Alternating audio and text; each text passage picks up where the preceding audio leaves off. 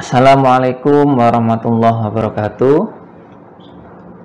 Alhamdulillahirabbil alamin. Wassalatu wassalamu ala asyrofil anbiya'i wal mursalin wa ala alihi wa sahbihi ajmain. Kepada Civitas Akademika yang berbahagia, khususnya Politeknik Perkapalan Negeri Surabaya, kesempatan yang mulia ini, pertama marilah kita panjatkan puji syukur kehadirat Allah Subhanahu wa taala atas limpahan rahmatnya, sehingga pada kesempatan kali ini kita masih diberikan kesehatan, nikmat iman, nikmat Islam, nikmat ihsan, sehingga kita pantas untuk berterima kasih kepada Allah Subhanahu wa taala. Ungkapan syukur itu tidak hanya berupa ucapan alhamdulillah, namun juga harus diiringi dengan tingkah laku yang mencerminkan bahwa kita adalah seorang hamba yang pantas untuk melaksanakan anjuran Allah Subhanahu wa taala. Jadi yang kita lakukan itu adalah perbuatan-perbuatan yang disenangi oleh Allah Subhanahu wa taala. Tentu perbuatan itu harus dilandaskan dengan contoh perilaku yang telah dicontohkan oleh Rasulullah Shallallahu Alaihi Wasallam. Dalam surat Ibrahim disebutkan, A'udzubillahi minasyaitonirrajim, Bismillahirrahmanirrahim. Wa itta'adzana rabbukum la in syakartum la azidannakum wa la in kafartum inna adzabi lasyadid. Yang artinya, dan ingatlah juga tatkala Tuhanmu memaklumkan, sesungguhnya jika kamu bersyukur, pasti kami akan menambah nikmat kepadamu, dan jika kamu mengingkari nikmatku, maka sesungguhnya azabku sangat pedih. Jadi syukur ini memang ungkapan berterima kasih kita kepada Allah Subhanahu wa taala, sehingga apa yang kita miliki sekarang, yang kita punyai sekarang, ya harus dinikmati, harus syukuri. Kalau kita membayangkan nikmat yang belum kita miliki, maka akan membuat kita menjadi banyak angan-angan dan bahkan bisa merusak hati. Kita sekarang sudah menjadi mahasiswa. Jangan langsung berpikiran yang tinggi, ingin menjadi apa misalkan ya, yang lebih tinggi, dosen misalkan ya. Nikmati aja jadi mahasiswa. Kita belajar, kita melatih keterampilan di kampus, memang untuk misalkan ingin menjadi dosen, ya nggak masalah, itu cita-cita yang bagus. Misalkan kita sekarang memiliki sepeda motor, ya jangan terlalu berangan-angan tinggi bayangan kita punya mobil, karena memang belum kita miliki. Ya kita nikmati aja sepeda motor itu. Yang penting sepeda motornya itu tidak bersumber dari kejahatan, misalkan mencuri. Ya naudzubillah ya. Yang kita miliki memang benar-benar harta yang halal, harta yang diambil dari rezeki yang halal, sehingga kita memakainya juga untuk perbuatan-perbuatan yang baik gitu. Kemudian yang kedua, sholawat serta salam tetap tercurahkan kepada junjungan kita Nabi Agung Muhammad Shallallahu Alaihi Wasallam, karena beliaulah satu-satunya nabi, penutup para nabi yang kita nantikan syafaatnya min yaumi hadza ila yaumil qiyamah. Karena nanti suatu saat ketika sudah masuk di alam akhirat, ya itu akan ada momen pemberian syafaat oleh Rasulullah SAW. Apakah kita termasuk orang-orang yang akan mendapatkan syafaatnya atau orang-orang yang diabaikan oleh Rasulullah? Tentu ciri kalau kita ingin mendapatkan syafaat dari Rasulullah SAW, maka kita harus mengikuti beliau, ya. Baik itu ucapannya, baik itu perbuatannya, sehingga hidup kita itu dalam 24 jam itu bisa bernilai sesuai yang diajarkan oleh Rasulullah Shallallahu Alaihi Wasallam. Insya Allah kita berharap bahwa syafaat itu akan kita terima. Syafaat itu apa sih? Permohonan, ya permohonan Rasulullah langsung kepada Allah Subhanahu wa taala. Jadi perantara permohonan ampun dari seorang rasul yang akan disampaikan kepada Allah Subhanahu wa taala terkait hamba-hambanya yang pantas untuk diberi syafaat. Kemudian nikmat yang utama ya, nikmat utama selain yang telah disebutkan adalah Islam ya, bahwa kita sekarang menjadi insan yang beragama Islam. Karena Islam itu agama yang benar, agama yang diakui oleh Allah Subhanahu wa taala, pencipta alam dunia ini. Nah, bunyal Islamu ala khamsin, syahadati alla ilaha illallah wa anna Muhammadar Rasulullah wa iqamis shalah wa ita'iz zakah wa hajj wa shaumi Ramadan. Bahwa Islam itu dibangun atas 5 perkara atau 5 pondasi. Yang pertama adalah syahadat la ilaha illallah wa anna Muhammadar Rasulullah abduhu wa rasuluh. Kemudian mendirikan sholat, kemudian mengeluarkan zakat, kemudian haji ke rumah Allah bagi orang yang sudah mampu, kemudian puasa Ramadan.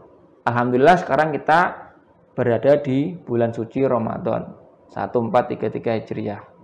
Tentu kajian ini saya akan sedikit menyinggung tentang berpuasa. Bahwa puasa itu merupakan sebuah kewajiban yang harus dilakukan oleh umat Islam, baik itu laki-laki maupun perempuan. Dalil surat Al-Baqarah ayat 183. A'udzubillahi minasyaitonirrajim. Bismillahirrahmanirrahim. Ya ayyuhalladzina amanu kutiba alaikumusyamu kama kutiba alal ladzina min qablikum la'allakum tattaqun.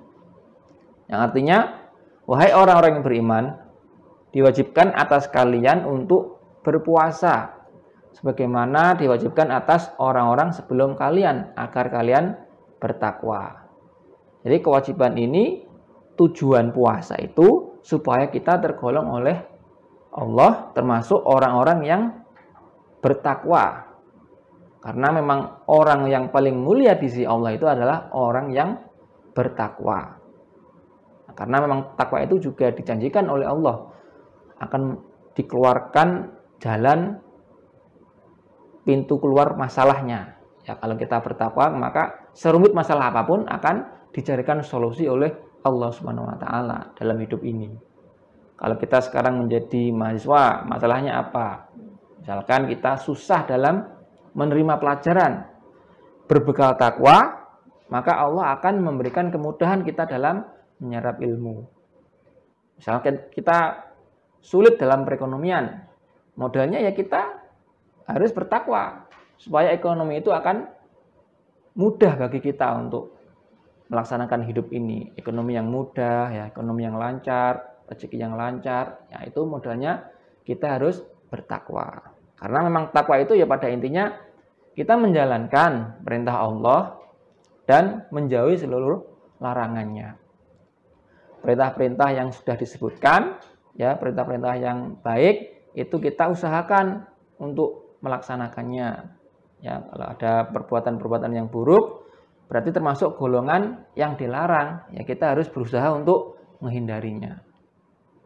Ya terutama maksiat-maksiat yang kita lakukan ya dari bangun tidur sampai tidur lagi, kita harus menguranginya bahkan menghilangkannya. Nah, oleh karena itu dalam hidup ini 24 jam ini ya kita berusaha untuk supaya bernilai ibadah.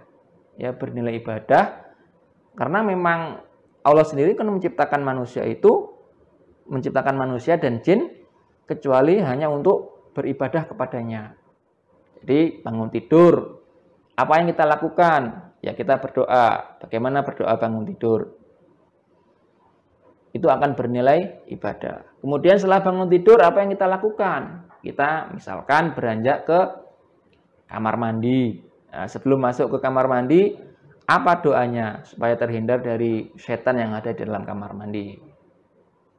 Ya, kemudian kita misalkan mau melakukan sholat, berwudu dan sebagainya. Jadi 24 jam itu kalau bisa kita bernilai ibadah terus. Sehingga hidup kita selama sisa umur ini ya berusaha menjadi hamba yang beribadah kepada Allah sehingga tergolong oleh hamba-hamba yang bertakwa, ya la'alakum tattaqun. Kemudian puasa ini memang mengandung banyak hikmah ya, keutamaan. Ada beberapa keutamaan puasa. Yang pertama adalah ampunan dan pahala yang sangat besar bagi orang-orang yang berpuasa. Ya, ini Allah telah menyediakan untuk mereka ampunan dan pahala yang besar di dalam surat Al-Ahzab ayat 35. Kemudian keutamaan yang kedua, ya, puasa adalah tameng terhadap api neraka. Ya, dalam puasa adalah tameng. Ya, bila salah seorang dari kalian berada pada hari puasa, janganlah ia berbuat sia-sia dan janganlah ia banyak mendebat. Ya, kalau orang lain mencercanya atau memusuhinya, hendaklah ia berkata, saya sedang berpuasa. Jadi di bulan Ramadan ini, ya sepantasnya umat Islam itu tidak perlu melakukan hal-hal yang sia-sia, ya, hal-hal yang tidak ada gunanya. Karena memang hal itu ya selain menyita waktu, ya juga kadang menyita tenaga, dan ternyata tidak bernilai ibadah yang akan menaikkan derajat, yaitu kita tinggalkan. Kemudian juga tidak banyak berdebat, ya, berdebat terhadap hal-hal yang sepele, yang tidak ada gunanya, sehingga antar sesama manusia itu debat terlalu dalam, akhirnya mencaci, yaitu malah perbuatan yang menimbulkan dosa. Nah, kemudian ketika kita sedang berhadapan dengan orang yang bermasalah, misalkan ya, kita bisa langsung mengatakan, saya sedang berpuasa. Pernah suatu cerita ya, ini dari seorang pengalaman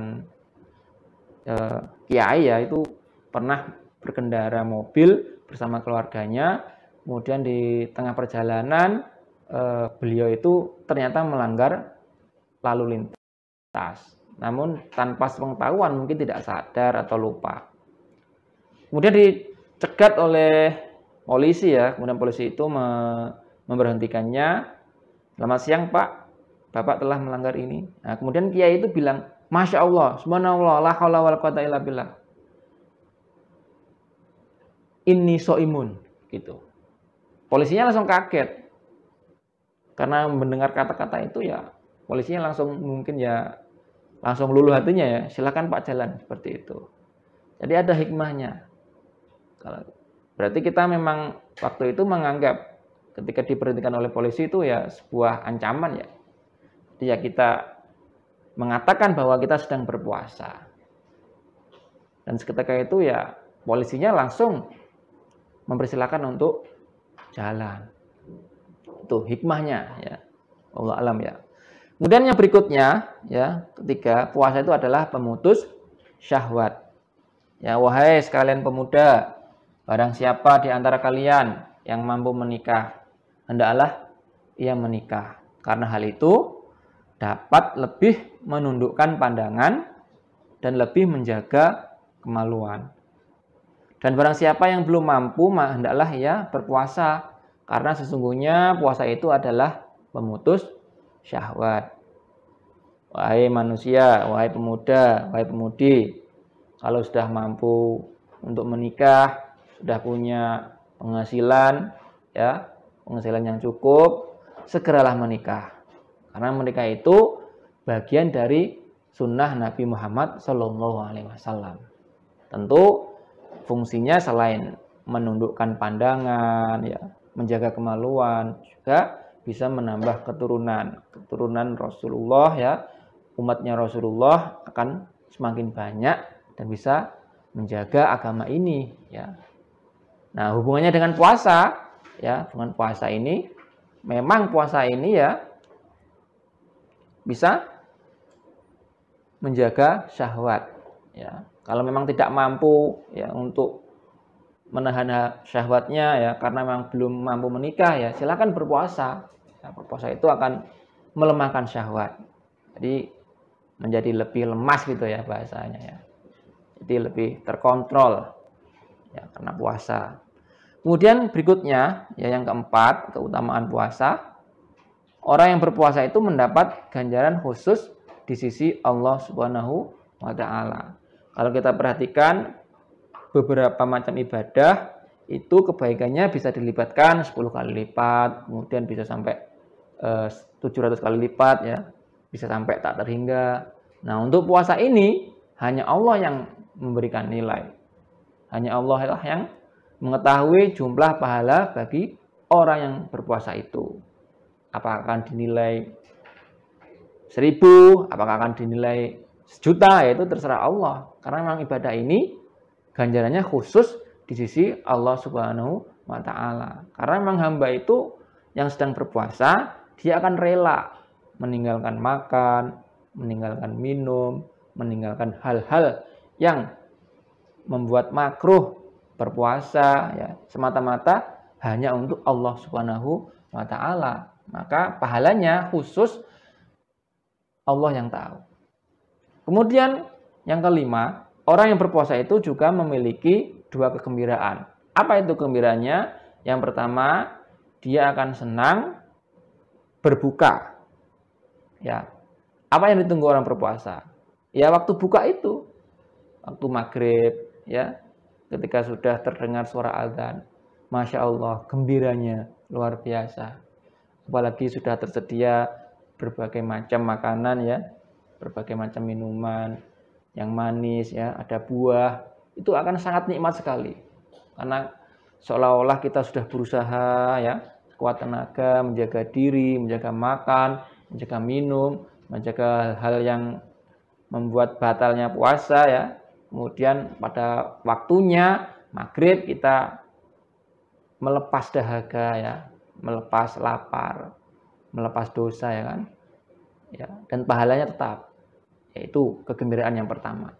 Kegembiraan yang kedua bagi orang yang berpuasa itu adalah kita akan bisa bertemu dengan Allah Subhanahu wa Ta'ala. Kita bisa berjumpa kepada Allah, bisa melihat Allah. Karena nggak semua orang itu diberikan kesempatan oleh Allah untuk bisa berjumpa dengan Allah Subhanahu wa Ta'ala. Dan puasa ini bagian dari ibadah yang dijanjikan Allah, bahwa nanti suatu saat kita akan bisa berjumpa dengan Allah Subhanahu wa Ta'ala karena ibadah puasa. Kemudian yang keenam, ya, keutamaannya bahwa mulut orang yang berpuasa itu lebih harum di sisi Allah daripada bau wangian kasturi, ya. Bahwa memang kita sedang berpuasa, jadi yang kita hembuskan itu di sisi Allah itu adalah lebih wangi daripada minyak kasturi. Namun demikian bukan berarti kita seenaknya memberikan bau mulut itu ke sesama. Ya, kalau di mata kita ya mungkin bau itu akan menjadi sangat luar biasa ya menahannya, ya. Bahkan kita ya bisa sampai ambun lah, karena memang nggak pernah dipakai untuk makan seharian sepenuhnya, ya. Nah, namun ada ulama yang memperbolehkan kita untuk menghindari bau mulut ini bisa dengan sikat gigi. Ya, tentu sikat gigi ini ada yang membolehkan, ada yang memakruhkan. Namun ada ulama yang membolehkan, ya. Namun jangan pakai odol, ya, cukup sikat gitu, ya, supaya mengurangi baunya mulut. Nah, bau yang tidak sedap itu pun lebih baik daripada wangian kasturi, apalagi bau mulut yang segar. Nah, itu akan lebih baik lagi, ya. Lebih baik di mata manusia, tentu juga lebih baik di mata Allah Subhanahu wa Ta'ala. Ya, mungkin itulah yang dapat saya sampaikan pada kesempatan kali ini. Ya, semoga dapat diambil manfaatnya bagi kita semua, ya. Manfaatnya. Kalau ada kesalahan, saya mohon maaf, ya. Murni kesalahan itu yang muncul dari dalam diri saya pribadi. Kalau ada kelebihan, itu datangnya dari Allah Subhanahu wa Ta'ala. Sekian, wassalamualaikum warahmatullahi wabarakatuh.